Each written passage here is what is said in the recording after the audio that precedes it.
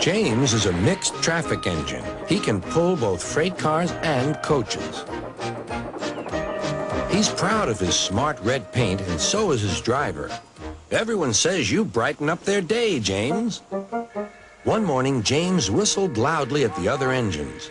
"Look at me. I am the smartest, most useful engine on the line."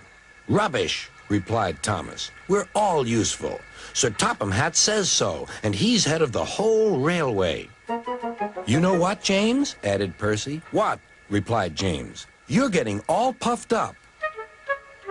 James huffed away. Later, he was still boasting. "I'm the pride of the line." "I saw you pulling freight cars," snorted Gordon. "You're only a goods engine." "I pull coaches, too." "Not as much as I do." "But Sir Topham Hatt has plans for me." James was only making this up, but Gordon believed him. "What plans?" Wait and see." "Oh dear," he thought. "Now what'll I do?" Thomas was shunting shining new coaches. "Good morning, James." "Are those coaches for me?" asked James hopefully. "No, these are for Gordon's Express. I'll fetch your freight cars next." But James was going to play a trick on the other engines. "Actually, Thomas, I'm taking the coaches. Sir Topham Hatt asked me to tell you." "What about the cars?" asked Thomas. Give them to Gordon." "Come on, Thomas," said his driver. "Orders are orders." So when James's driver returned, James was coupled to the coaches and he puffed away.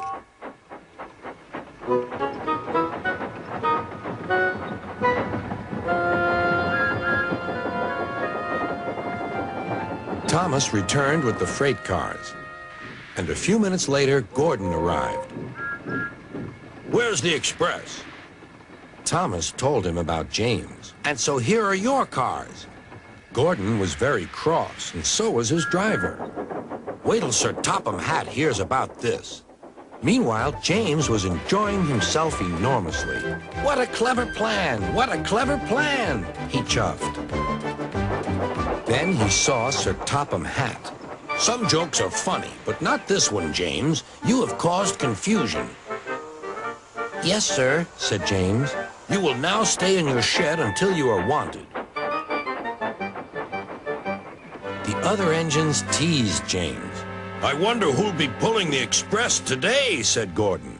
"I expect it'll be you," replied Henry. "James is stuck in the shed for being silly." James felt sad. Next morning, he went back to work. "Hello," whistled Thomas. "Good to see you out and about again." "I'm sorry I tricked you," said James. "Are these my cars?" "Yes," replied Thomas kindly. "They are pleased to have you back." James set off to the harbor with his train of freight cars. He bustled about all day, pushing and pulling them into place.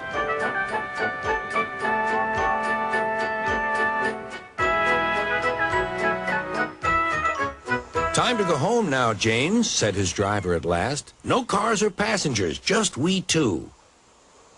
But his driver was wrong. "Excuse me," called a man. "I have a meeting with Sir Topham Hatt, and I mustn't be late. May I ride back with you?" "Of course," replied James's driver.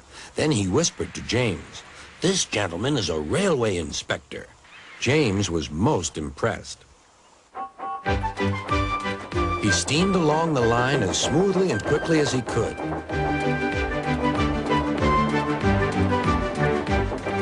Sir Topham Hatt was waiting on the platform, and the railway inspector greeted him warmly. "This clever engine gave me a splendid ride. You must be proud of him."